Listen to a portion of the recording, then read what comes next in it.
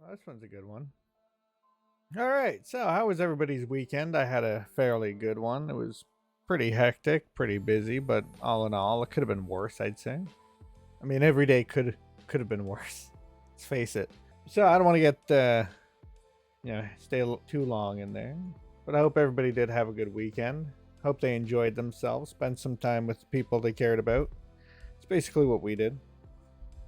Still got to go get some of that done, but anyway, so this is, I want to start off with this opinion article just because I want to see what other people, or what some people, I guess. Lauren Bergen, wow, Dragonflight is a new lease on life World of Warcraft needs. Just interested in this one, to be honest. Because I thought that about Shadowlands for some reason. Granted, I was gone for a long time. So when I came back and I heard what Shadowlands was like, and I saw Arthas in the trailer, I kind of got ahead of myself with that one. But I had fun. I had some fun with Shadowlands. World of Warcraft's new expansion, WoW Dragonflight, ushers in a new age of Azeroth for both its virtual heroes and real life community alike, making it just a breath of fresh air we needed following the failure of Shadowlands. That's a little harsh. I didn't even hear about Battle for Azeroth. What I did hear wasn't too good. It's no secret that World of Warcraft's 8th expansion, Shadowlands, didn't live up to expectations. In fact, it was pretty damn awful. Plagued by a turbulent narrative that read like a ripoff of Marvel's Avengers, and filled to bursting with grindy systems that just weren't in any way fun. That last part was true, but this first part I wouldn't say is true. Have they played like the expansions? Shadowlands was way better. It wasn't a ripoff. If anything, Marvel's. I love the game, but I like the combat in Marvel's Avengers. The story is kind of getting weird. It's clear they're adjusting to fix, you know. But as one door closes, another opens, and on April 19th, Blizzard gave us a glimpse of what the next chapter of the the Warcraft saga will entail, titled WoW Dragonflight. Fan favorite Dragon Queen Alexstrasza reprises her role as the main character in a story framed by an idyllic new world bursting with foliage and fauna. Is that the problem? In comparison to the bitter taste Shadowlands left in my mouth, Dragonflight is literally the sunshine, lollipops, and rainbows that WoW needs to lure me back in. But it doesn't need sunshine, lollipops, and rainbows. It needs war, death, and fighting. It's literally what Warcraft, is about. That's why I believe Dragonflight has come at a perfect time. Just because it's prettier looking. Oh no. There's another article I found coming up later, and I think it might be better to do it after this one, because I think it kind of explains. Oh, anyhow. And yeah, Let There Be Light. The first WoW expansion I ever played was, oh no, oh boy. And I'm not gonna lie, Mists of Pandaria was gorgeous. It really was. But I felt like there was a lot that they did wrong that I hope they don't go back to. That's why I said colorful doesn't always mean good. Because playing Mists of Pandaria and going back and playing Mists of Pandaria feel like two different things. And I did Mists of Pandaria. I came back towards the halfway of after Wrath of the Lich King, like basically after Icecrown Citadel had launched, like 2-3 months later, I had moved from my mother's to my grandparents, and I didn't have internet. I couldn't play for a little while. I came back, I think, at the start of Cataclysm, and then I was on again, off again for school and stuff like that. But then Mists of Pandaria came out, and I was there. I was there for whatever that stupid guy's back was called, that raid when it started. Rathian or whatever. Rathian's Spine. I hated that. It's because I don't know why my brothers loved Cataclysm so much. I think it's because everything was on fire and they like to see that. But me, I was really confused the whole time. And I mean, I enjoyed playing a Worgen. I thought that was cool. Werewolf Man. But other than that, Mists of Pandaria did feel really, really different because it kind of felt like they stopped everything, like they stopped warring, even though they were still doing it all the way there. It's just it didn't feel the same. But I did like the way it looked. And then the raids, I actually really enjoyed the raids. Oh, my nose. 1 second. The raids, I really did enjoy those. I was a huge fan of I did them as often as I could. Back then, I wasn't as good as I was now at healing, so I don't think I ever really did them outside of... I don't think I did... I did some of them on normal. I think I got about... Mogushin Vaults. I don't think I did that last set on normal. Not back then. I recently did it. Of course, it's like way easier. But yeah, Mists of Pandaria is not what you want to compare. Like, that's what I'm a little worried about. Since Mist, we've largely been focused on war-torn battlegrounds. It's World of Warcraft. What do you want? With Shadowlands, Ardenweald being the closest we've gotten to Serene Sanctuary of Pandaria. The hell do you remember about Pandaria? I took a week off. I think it was 2 weeks. I came back. There was a friggin' hole. That's what I mean. It was still basically warring. That's why I'm confused. A lot of people remember it for either being a lot about the war, where you're advancing the front every couple of weeks, which is a problem I had because I like the way you can phase in and zone things, and I like that better because I don't like being left in the dust. Nobody does. I'm slow. I'm lazy. I was playing at the time, and I just not do that stuff because I was Pokemoning with my girlfriend. Since Mist, we've largely focused on war-torn battlegrounds. Shadowlands, yeah. I said that just as soldiers on the battlefield bow under the oppressive nature of the dark and dreary, so do WoW fans. Those with abandoned landscapes all blurring into one murky shade of brown. What? While Eternity ends, Zereth Mortis certainly was a step in the right direction. I agree. Dragonflight is the expansion that I've been waiting for. Yeah, that's not... Whoa, slow down. Championing the vibrance that made WoW great. I want to explore again. No, Wrath of the Lich King was great. Mr. Pandaria was kind of... See, I did Burning Crusade, and I did level in it. Like I said, I never got to the raids, but I did get a chance to level. I did get a chance to do some of the end tier dungeons. No raiding back when I think I did some of the raids in Wrath of the Lich King though. So of course they were easier, but it still took. You still needed people, right? You still needed to have. And actually, I think I did it a couple times in groups. I've been giving it some thought lately, and it seems familiar. That's one of the ones I want to get to around to doing today before the raid lockout. I'm not really interested in doing it. My guild is doing a raid in a couple days there, so I'm just going to do it with them first. Get some practice in. So that, like, I like to fail as much as the next guy, but I don't like to fail with people because I feel like I'm holding them back, and I don't want to do that. I hate that. I don't mind dying 2 hours to a boss in Elden Ring, but could you imagine being stuck with me 2 hours in the same raid, same boss, perhaps? You'll come down and you'll end me yourself. Trust me. I'm annoying, man. Grinding through the MSQ and waiting for dungeons and raids is a much easier task when you want to interact with the sprawling vistas around you. Injecting a much needed splash of color back into Azeroth. The Dragonflight is the light at the end of the tunnel we needed, but we weren't in Azeroth. We were literally outside of Azeroth.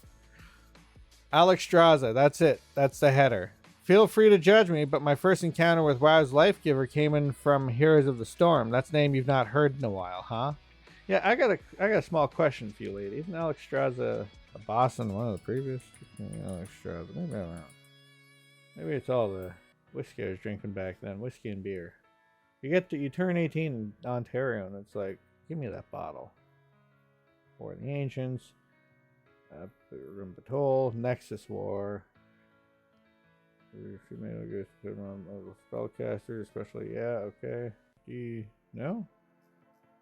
I guess we don't fight her. I thought she was a raid, like a boss of a dungeon or something. Well, it doesn't matter. I really don't care. I was wrong. That's fine. I can accept that. I love how dopey the dragons look anyway. Feel free to judge me. Yeah, I'm not going to judge you for that. I don't even know much about her. I don't like dragons. Well, I like dragons, but I don't like dragons, right? You know, they're always the villains. Well, usually. Dragonheart is like an exception. Alexstrasza's healing abilities immediately stuck out to me as somewhat familiar. I mained her from the get-go. Her aesthetic charm and raw power enchanted me, prodding me to dive back into WoW to try out Cataclysm, her virtual debut. Oh, maybe that's why I didn't think. Maybe I don't. Like I said, Cataclysm was was one that I really didn't like. Doesn't it show? Seeing the character that inspired me to pick up WoW again return with such majesty in Dragonflight cinematic trailer. Like, that's why I was confused if it was her in the trailer, because I'm like, dragons, woo. Like, I'm excited for Dragonflight because I like to go to new places, and I like the whole, like, I like the aesthetic of that place that they showed with the keeper. What's his name? Coronos. Her aesthetic charm, yeah. Seeing the character that inspired me, Supreme, whoops, let me start over. Seeing the character that inspired me to pick up WoW again return with such majesty in Dragonflight cinematic trailer lit a fire within me. I want to become embroiled in a world where Alexstrasza reigns supreme, a world where there finally feels like there's hope, the precise opposite of battle for Azeroth and the desolate afterlives of the Shadowlands. No, I kind of, like, I took a break because of what they were doing, and I didn't feel like I was playing a lot of other games, and this was one that was just, but I had fun with it. There's no Wrath of the Lich King. Dragon riding is set to be my new favorite pastime. Money making is my favorite pastime, I'm very bad at it. Of course, what are the Dragon Isles without their scaly inhabitants? The dragons themselves, coming into Dragonflight, players will be gifted with their own customizable fearsome companion to tour the skies with. And I plan on making mine goofy as hell. I don't know what happened, but that tickle came to life. It's now in the back of my throat. You'll be able to tailor their aesthetics to suit your own, a first in the Warcraft universe. And who doesn't want to build their own dragon? Well, I mean, you're not building them, but I guess you are customizing them. I want to give mine, like, I think I saw a beard. I want to do that. Dragon riding, a specialization that will help you tame your dragon. Toothless would be proud. Yeah, that's what's kind of worrying me. Allowing you to reach a high speed signified by a UI that shows the wind whistling around you. We've never been given this much freedom before, and as a Scot, I love a good bit of freedom. Somebody want to tell her? When I grow up, I want to be a Drakthir. What does that mean? If you had told 10-year-old Lauren she'd get to play as a dragon lady in WoW, she'd probably have fainted there and then. The new Drakthir class allows you to do just this. Glad it's an opinion article. Everybody's allowed to their opinion. What makes them even cooler is the ability to choose whether you play a damage dealer or a healer.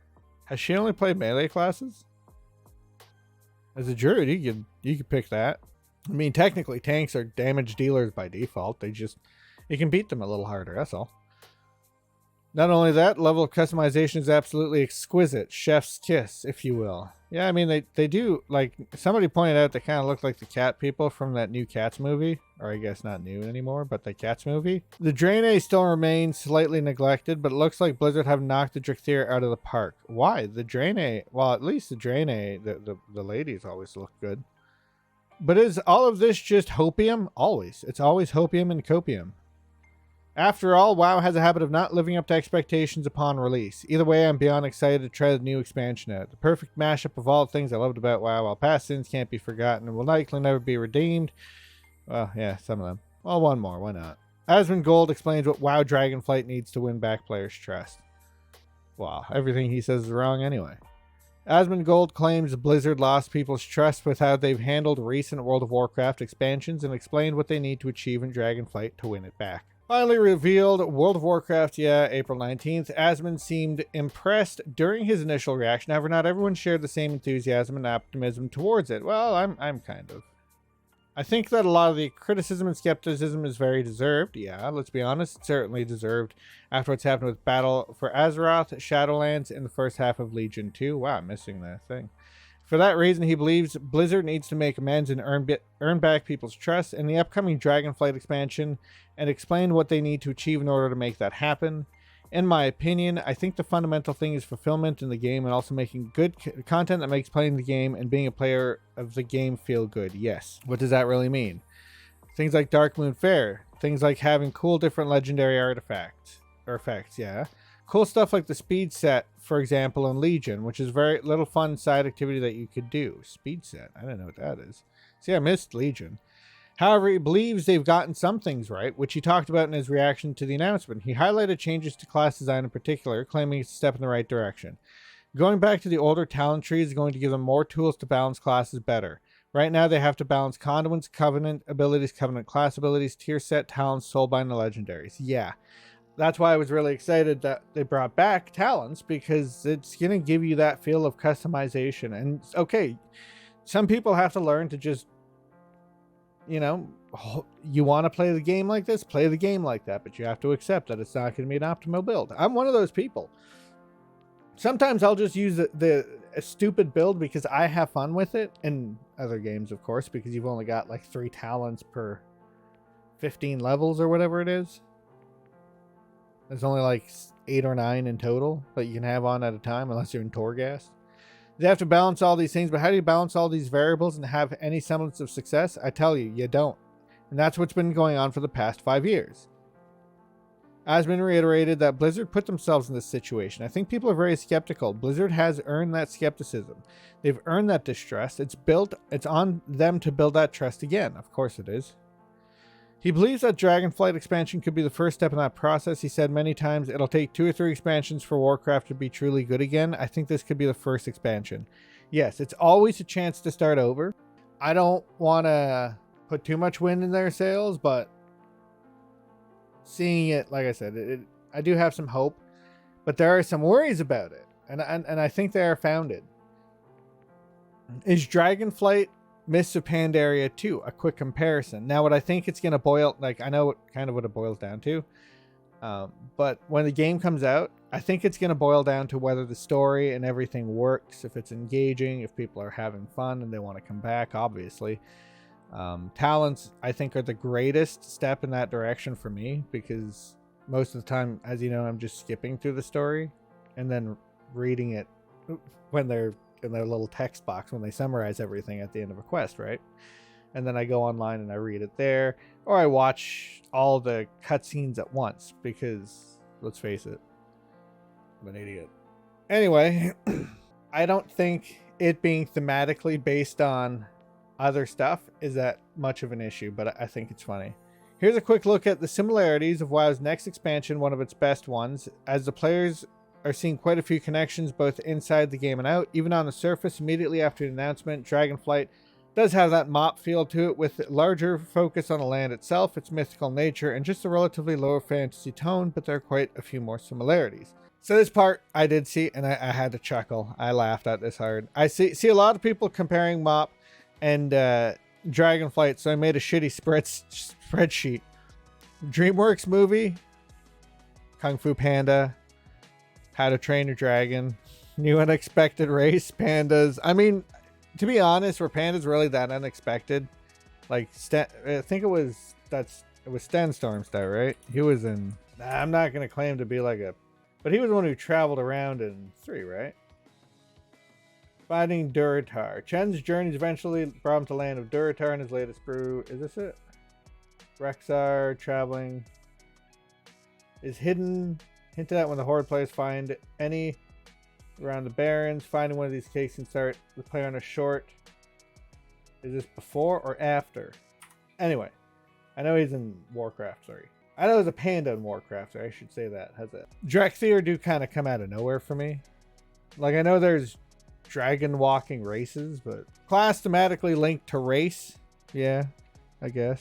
But like, does the panda really do that? Please don't. Just like, what? Like, I don't know what the hell that is, to be honest. Oh, he's rolling. Yeah, that's pretty cool. Yeah, that obviously is true. Good thing I don't delete my history. Is he gonna let me go back? No. Oh, it just brought me to the yeah, it just brought me to the wrong page. That's all. Landmass hidden by the Sundering. Yeah, but I like that. I like that they can say that, because maybe they shut it off for different reasons, and that's why they're not coming back. Like, the Sundering did it in this case. In this case, they're like, yeah, we're done because of it. Main threat not revealed in the announcement, and I'm assuming they're referring to Galakron here. I learned about him in a video. And while Garish was quickly routed as the main villain after the mop announced itself, he certainly wasn't the focus of the reveal. I remember some people were upset that he was... It's just a game. We can be the bad guys too. Just because Alliance get to be racist all the time doesn't mean we don't get a chance to. There are quite a few more similarities between the expansions, from the huge talent tree reworks, neutral race that is seen as too cartoony, and so on. No, they're not cartoony. They're weird. They look like Argonians crossed with the dragon guys from Dark Souls 3. When it comes to Myst itself, the expansion wasn't quite popular before its release, but it has become one of the better liked ones over time and is now regarded as one of WoW's high points. See, I said it's not the worst. Afterwards, a lot of people seem to have liked it. I do got to go do Siege of Orgrimmar. I think there's a gear set there that I wanted. I'm a little annoyed that... Oh, wait. Is it done? I've been a little annoyed that that lady in Ulduar, the grass lady, I don't know what to call her, she didn't drop the staff I wanted. So we're done with this one. What's a little awkward? Halo Infinite. Oh, yeah, I was reading that for my brother. Read that for myself. This I'm interested in. Digimon Survive is coming out the same day as Xenoblade Chronicles 3. I just want to know about Digimon Survive, I'm not going to lie. Long-awaited strategy JRPG Digimon Survive has a release date, and it's July 29th, 2022. Any other year, like the one Survive was previously supposed to release, and that would have been perfectly reasonable date for a niche game with a cult following. But the announcement comes just a day after Nintendo uncharacteristically decided to bump up Xenoblade Chronicles 3 to the very same day. I'm praying for you, Agumon, yeah. Sorry to keep you waiting for the updates on Digimon Survive, producer Kazumasu Habo said in YouTube reveal. But today I would like to provide you with this exciting news. The release date of Digimon Survive has been fixed for July 29th, 2022, 2099. The news came out of the blue and was long overdue. First announced in 2018, the visual novel strategy hybrid for PS4, Xbox One, and Switch was originally supposed to come out the following year. Instead, it was delayed to 2020, 2021 once the pandemic hit. Systems were overhauled and the engine changed during this period. Promised an update on the project status in 2021, but never gave one. I found out about it like October last year. The release date for Xenoblade Chronicles 3, meanwhile, goes in the opposite direction. The open world action RPG was only officially announced in February of this year. It was set to release in September. Then Nintendo revealed yesterday that it was actually coming out 2 months early.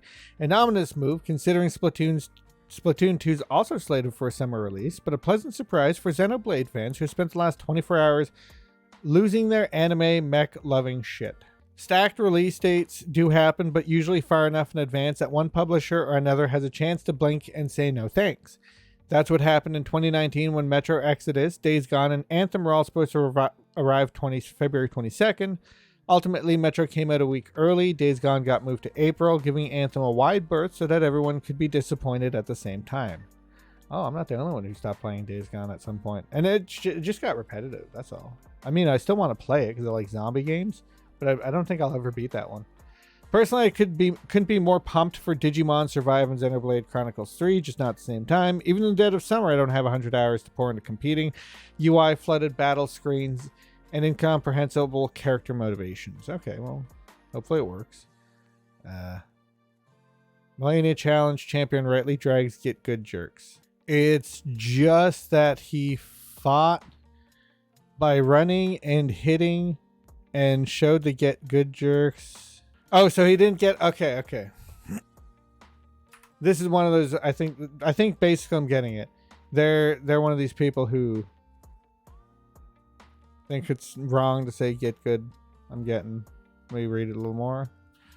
Random mechanics. While some Soul fans contend the phrase started as a genuine encouragement to struggling with franchise, more the phrase used as a method to harass folks who are struggling within any game in any particular way. This is elitist attitude. I didn't want his video to elicit for a casual or average player finding it hard to create the openings they attain. Not only possible to spend accounts how it takes. Yeah, I know. Maybe cocky say, but from my perspective, that it much all I have is bullshit offer. Neither of them nor the people in response are just bad. Yeah. Why does anybody even care about this get good statement? It's a joke. I find gamers can't take a joke, and it's why it's clear there's something going on. I'm not gonna lie. People should be able to, after hearing the stuff we hear in some games, you should be able to take a real world joke, especially if you're trying to emulate some of these heroes. Dragonflight deep dive. Here I had read something. Somebody was talking to me a couple of days ago about money making in the rework to Professions, and I found it here. So you know what? I want to read this now. Professions have been a staple of World of Warcraft since its initial launch, and while there have been incremental updates over time, we wanted to do something a bit differently in Dragonflight. We wanted to take time to rethink them and figure out, okay, first up, we're introducing something we're calling crafting orders. Crafting orders allow you to request for another player to craft something for you, even if you don't have the skill or have the right profession to do it yourself. Imagine getting harassed by somebody to make you something you can't make. I'm an alchemist! I'm not an enchanter! Leave me alone! You'll be able to browse through any recipes that can be crafted, pick the one you want for yourself, and then include some or all the regions needed for the recipe, including the ones that only you can get your hands on. You can either find someone in person who crafts them right in front of you, or go to an NPC, which uses an auction house-like interface, and send the order out. That's kind of cool. I like that bar. You'll be able to specify if the order is open to the public for any craft to pick up. Only send it to your guild or to a specific player you know who has the ability to craft the item for you. That poor bastard. One of the other things worth noting is that the item you have crafted can also be soul-bound. In the past, the only way to get access to crafted soul-bound items was to have the profession yourself. Now anyone can have them crafted for them, which really expands the number of items that we can provide. I like that. Those things are going to be hot in the beginning, and then they're going to like die. Watch. Because everybody's going to be able to get them and probably resell them unless they become soul-bound once the crafting order is accomplished. But are we going to have two different auction houses now, basically? That's what I'm hearing. There are some additional updates of notes as well. The biggest is the introduction of both quality of both your crafted items and gathered regions. Oh no! That was something I liked that they took out of Final Fantasy. I didn't mind it, but damn it. The biggest source of your ability to craft items at higher quality is through crafting specializations. While there have been specializations in the past, in Dragonflight you'll be able to go out and earn specialization points in multiple ways. You may find an old book on a bookshelf in a ruin somewhere. Okay, that's cool. You could meet up with a hermit in a cave who can teach you more about your profession. Yeah, every time I'm sick, I just go out to a mountaintop, and I have some hermit take care of me there. He teaches me some stuff. That's how come I'm never stressed. In the end, you'll be able to choose as a blacksmith, for example, to become an armor smith, and you'll be able to put points into that skill to become better at crafting all armor. This opens up opportunities for players within the same guild to specialize in varying aspects of a profession to add value to the guild. We'll also be adding crafting tables for all professions within a new city hub of Valdraken. It's a great way for crafters to meet up in the city, or for other players to find a crafter they want to meet face to face. One of my favorite things is to craft. I actually enjoy it. I enjoy going pick up all the herbs myself. And then, yeah. Crafters will also be getting new types of gear for their profession, which you will automatically swap into when doing something like tapping a mining node. This gear won't need to take any space in your backpack and will have special stats on them that will aid you in getting better in your profession. By specializing and owning your craft, you could build your own clientele and build your reputation for high quality items. How far you take it is up to you. I'll leave those for when it's quiet, and here we go.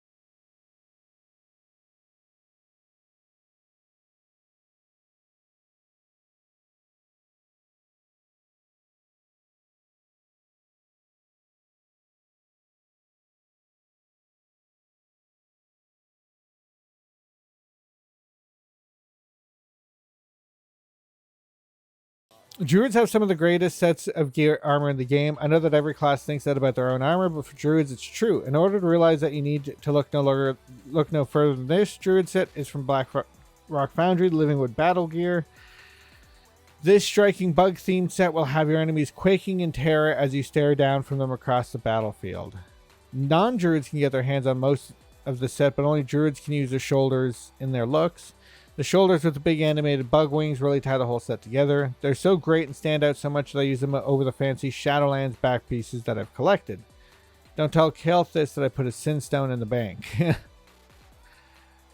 Steal a look from other classes. As druids were part of the best and most prevalent armor class, while hunters and shaman can only have each other to try and steal looks from, druids can steal bits and pieces of rogues, demon hunters, and monks.